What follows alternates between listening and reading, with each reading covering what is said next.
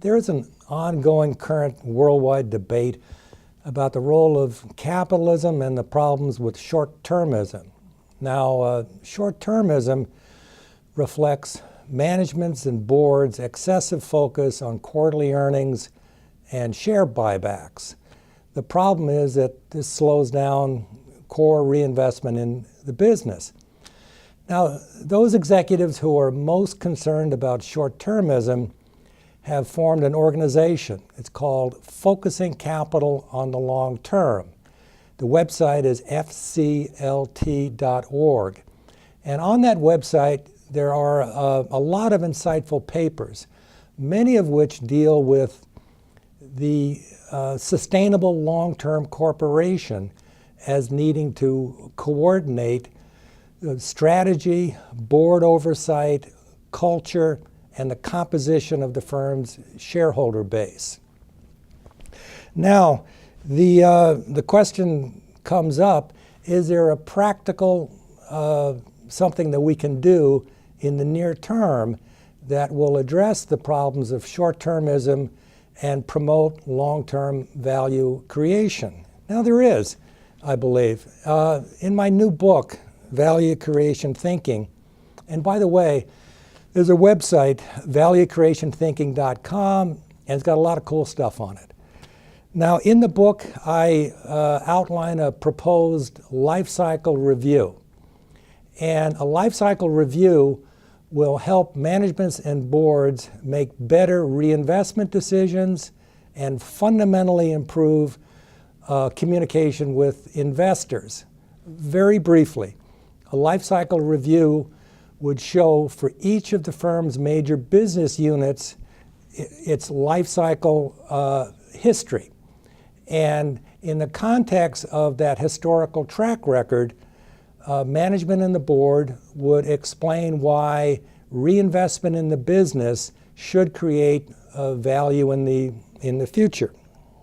So let's just provide a broad overview of some of the needs that managements and boards face that can be addressed by life cycle reviews. One is to survive and prosper, obviously. And no firm that steadfastly earns less than the cost of capital by a significant amount can survive over the long term. Nurture startup businesses and identify change. We're in the first inning of a long-term game in understanding intangibles. And life cycle reviews would provide a platform for management and boards to explain how they're dealing with measuring and managing intangibles. Also a reality check for capital expenditures. Have a mechanism so managements and boards can walk away from dancing to Wall Street's quarterly earnings expectations tune. And finally, improve the link between top management compensation and value creation. Let's begin with the life cycle valuation framework. In my prior video, I explained this in quite some detail. Very briefly, that if a firm in a startup phase is successful in commercializing an innovation, they can earn high economic returns. If there's a big market opportunity, they'll be able to reinvest significant sums of capital at those high returns. That's the best of both worlds. Now, those high reinvestment opportunities, that especially attracts competition.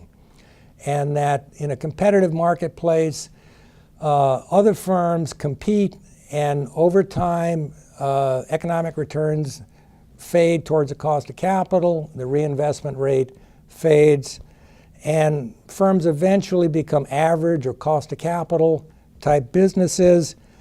And finally, in the latter stages of a firm's life cycle, its culture becomes dysfunctional and it gets well below the cost of capital, and it needs to radically restructure or, in fact, go bankrupt. Now, there are key questions. Where is the firm right today, or the firm's business units, on that life cycle? Now, if you nail that, you automatically answer the question of what is the key valuation issue facing that business unit. let's talk briefly about a life cycle track record. This is a long-term track record for Eastman Kodak from 1960 until it eventually went bankrupt around 2010. And the first panel displays economic returns. Now, these data, which are provided by Credit Suisse Holt, are very refined measures of an economic return, much, much better than a conventional return on net assets or RONA. A CFROI is cash in, cash out, adjusts for all sorts of accounting biases, and is inflation adjusted. The red line represents the long-term average cost of capital, which is about 6% real, inflation adjusted. So you can see in the early years, Eastman Kodak was well above average. Competition hit in terms of their film business, and very complacent bureaucratic organization failed to adapt to digital technology for taking pictures, and eventually the firm went bankrupt. The middle panel shows the reinvestment rate as a real asset growth rate. The final panel shows a relative wealth line. For a given period of time, if the firm achieved a total shareholder return, dividends and price appreciation that matched the S&P 500, the line is flat, outperformance a rising line, underperformance a declining line. Now, the components of life cycle reviews. The key thing is that for each major business unit, management constructs this life cycle track record. Now, their measure of an economic return can be very, very simple and could even just start with a return on net assets. And any added complexity is a trade-off. Does the added accuracy offset the added complexity? So think of a business unit. Top panel be economic returns versus a benchmark cost of capital. Next panel would show reinvestment rates, which ideally would adjust so that you see organic reinvestment rates in the business. Then there'd be a narrative that management and the board would outline the strategy for the business unit and then make the case why that amount of resources committed to that business unit in the context of its historical track record makes sense for creating value in the future. And as part of that narrative, management would address the measurement and management of intangibles. The key life cycle issues that come up when you actually work with the data and display track records, those key issues depend upon which stage in the life cycle the firm or the business unit is in. Now, in this slide, we show the high innovation stage. Now, at that point, the critical objective is to, as quickly as possible, confirm or disconfirm the key business assumption, and also to instill a culture of experimentation, fast learning, and feedback. The next stage, a competitive fade stage, here's the hard part of management, is simultaneously being compelled to increase efficiency of existing assets while at the same time nurturing new business opportunities and innovation. In fact, the academic Clayton Christensen makes the point, when a firm is dealing with disruptive innovation, that business unit, that startup business unit, needs to be totally separated out from the existing culture.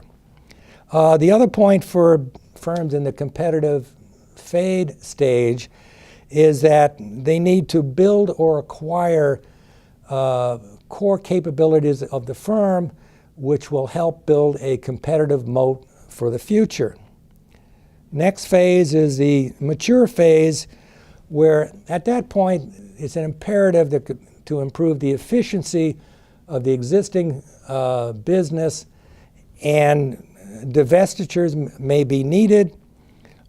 Important point, to avoid super high reinvestment rates and merging with another very large cost of capital firm.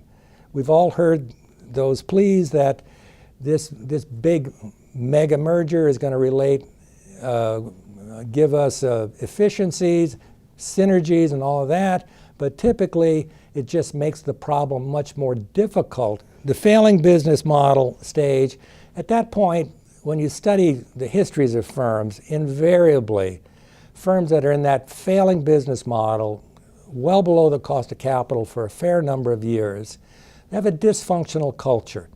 It's business as usual, and typically management assumes that the future will be like the past. In the past they've been successful, but the world has changed and management simply doesn't get it. And quite often, new management is needed. Some very, very tough decisions are required to avoid bankruptcy. The percent future metric, this gets back into my earlier point that life cycle reviews involve a reality check as to reinvestment in each business unit and, in fact, the firm as a total organization. Now, the percent future is a metric, and it's shown for 1,000 industrial companies on the book website, valuecreationthinking.com, and that data is updated quarterly. So think of the firm as the total market value of the firm is comprised of the value of existing assets plus the value of future investments.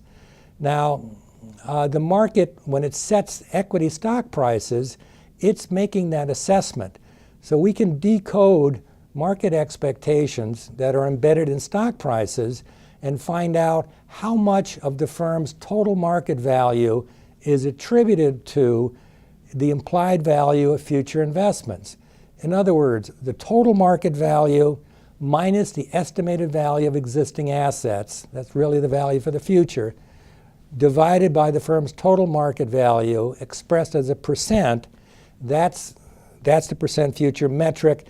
And again, we use data from the Credit Suisse Holt Global Database. Okay, this summarizes the fundamental life cycle framework that we talked about: economic returns, reinvestment rates compared to a benchmark cost of capital. Now down below we show the percent future. So when you plot the percent future alongside of the life cycle track record, you will see in the very beginning, if you have a startup firm, it may be getting very low CFROIs, and could in fact be losing money, but if the market anticipates that the firm is going to be very successful in the near-term future, it will pay a lot for future investments, a high percent future. Then as we go through time and the firm's profitability diminishes, you can see that the percent future declines. And when a firm is in the mature stage, earning cost of capital returns, in other words, every time the firm invests $1, the market prices it equal to $1. That's not creating any future value. So the percent future would be 0. And when you get to a failing business model stage, market expects below cost of capital returns, we would get a negative percent future. Let's take a look at some real data. This comes from the book website. Percent future. Tesla Motors is in the top line compared to General Motors. Let me just skip to the middle number, the total value of the firm. Tesla has a total firm value of $38 billion. You estimate the value of existing assets about $10 billion. Therefore, the future is $28 billion. 28, a positive 28 compared to 38 gives you a very large percent future of 74%. In other words, Tesla can be earning very low returns today, but the market strongly anticipates the firm will be gaining a lot of share in the automotive industry going forward. If we drop down to one of its competitors, General Motors, we see that total firm value 97, Value of existing assets, $122 billion. The implied value of future investments, minus 25, giving us a minus 25% for the future. So the market is expecting below average profitability for General Motors going forward. Look at Amazon, the next company. In a similar computation, you get a percent future of positive 69% from Amazon. We all know Amazon has disrupted the retail industry. It's really taking profits away from your conventional brick and mortar stores. One of those companies is Kohl's.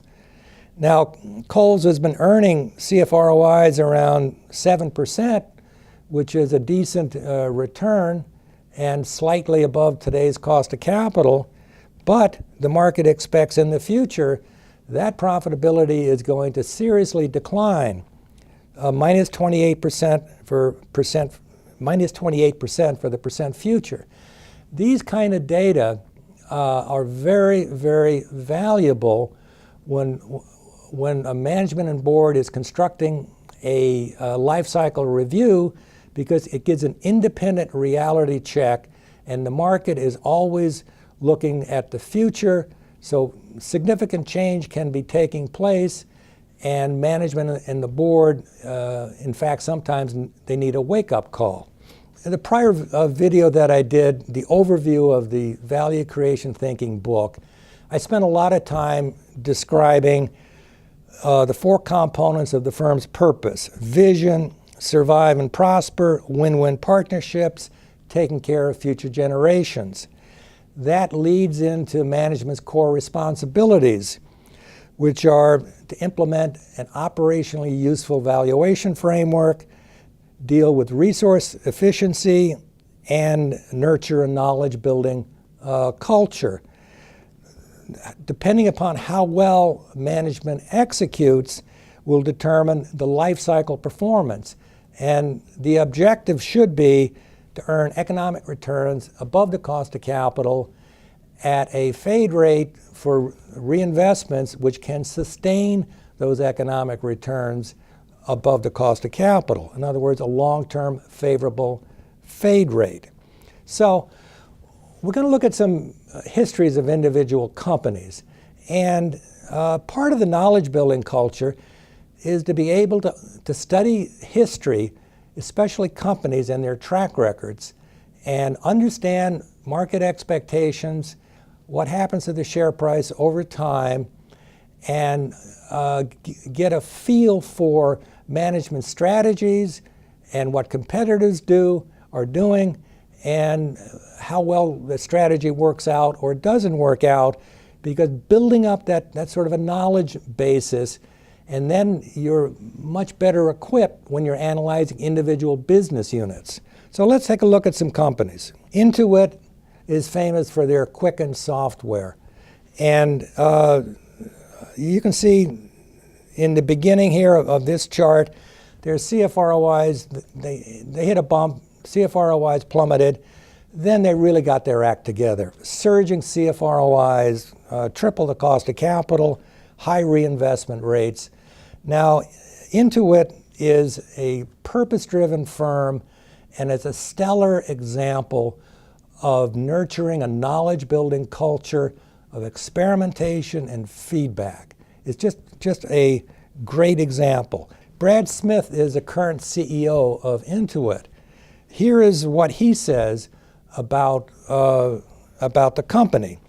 The culture you create lays a foundation that enables every other part of the company to grow and succeed. Job one in creating a culture is building a purpose-driven culture. What is the mission of the company? What is a bigger idea that we are all a part of? It is a CEO's job to articulate and communicate this purpose across the company, so team members at every level have something to rally around. At Intuit, our mission is to improve our customers' financial lives so profoundly that they can't imagine going back to the old ways. Powerful vision. One way leaders can create an action-oriented environment is to match inspiration with rigor. adopting a rapid experimentation culture.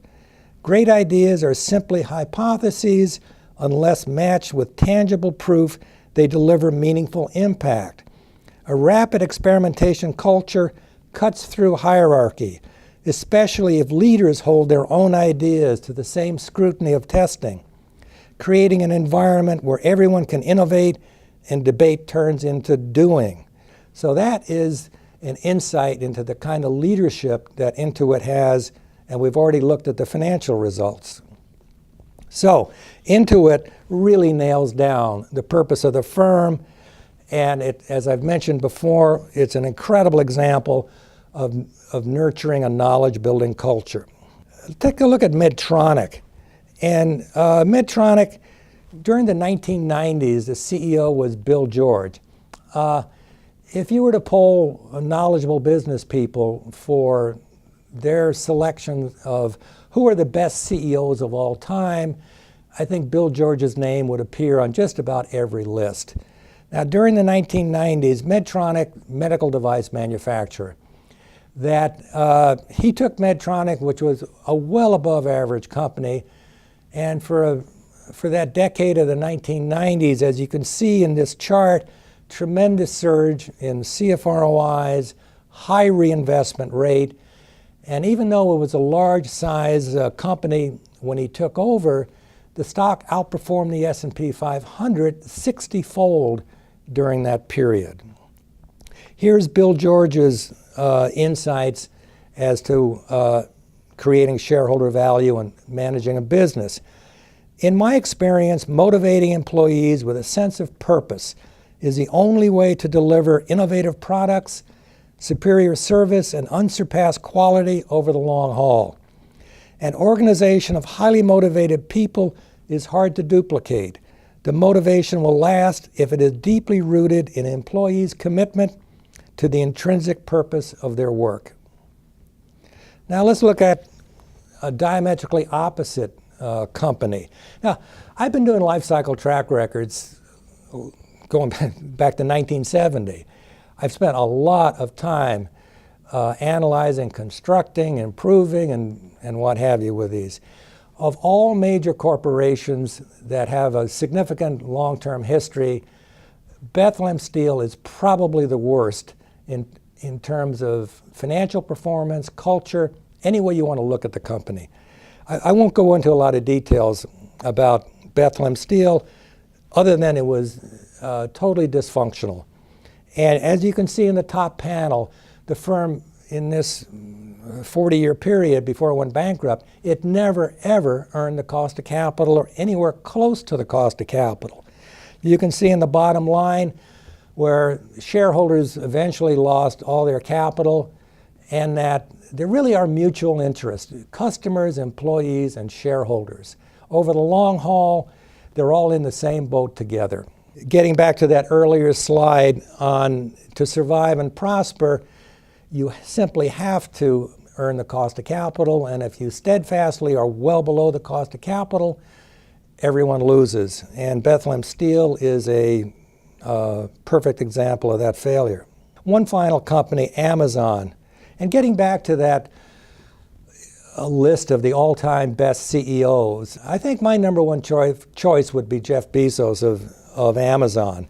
Now, if you look at this company in the top panel, earning well below the cost of capital, then there's a surge in CFROIs. Note the middle panel, an extraordinarily high reinvestment rate. Now, Amazon today is a very large corporation. That reinvestment rate has not slowed down. Now, in the upper panel, you see a falling off of CFROIs. Now, the market has not penalized Amazon for that because the CEO has demonstrated a track record of purposively depressing quarterly earnings in order to fund mammoth new investments in projects that on average, not all the time, but clearly on average, Amazon creates some gigantic winners with its long-term reinvestment policy. And in the lower panel, you can see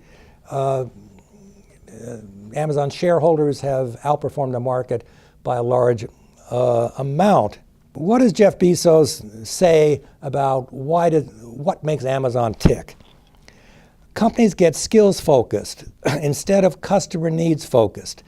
When companies think about extending their business into some new area, the first question is, why should we do that? We don't have any skills in that area.